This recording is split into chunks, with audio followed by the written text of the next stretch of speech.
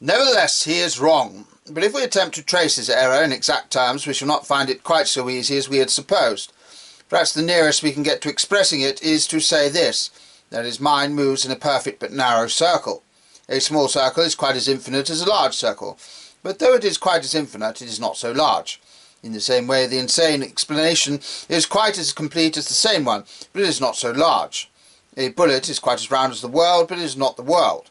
There is such a thing as a narrow universality. There is such a thing as a small and cramped eternity. You may see it in many modern religions.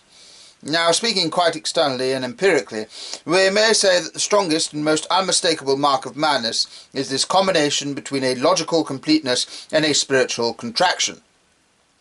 The lunatic's theory explains a large number of things, but it does not explain them in a large way.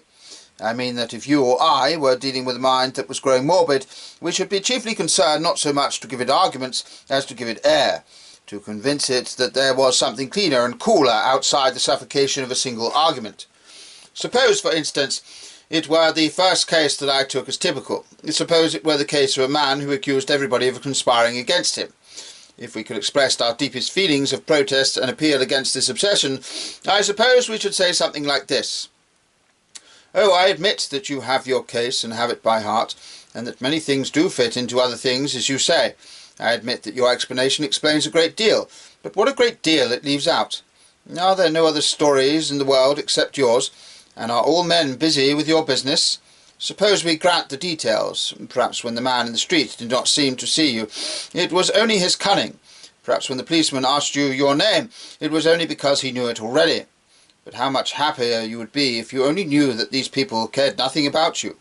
How much larger your life would be if yourself could remain smaller in it, if you could really look at other men with common curiosity and pleasure, if you could see them walking as they are in their sunny selfishness and their virile indifference.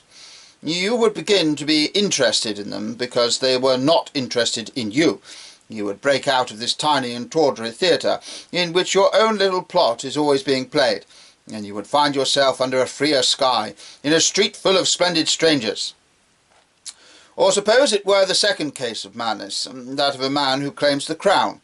Your impulse would be to answer, all right, perhaps you know that you are the King of England, but why do you care? Make one magnificent effort, and you will be a human being, and look down on all the kings of the earth.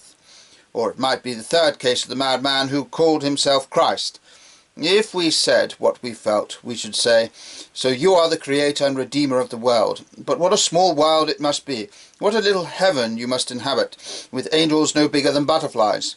How sad it must be to be God, and an inadequate God.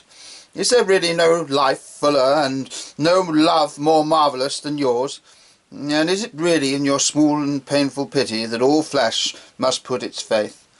How much happier you would be, how much more of you there would be, if the hammer of a higher God could smash your small cosmos, scattering the stars like spangles, and leave you in the open, free like other men to look up as well as down.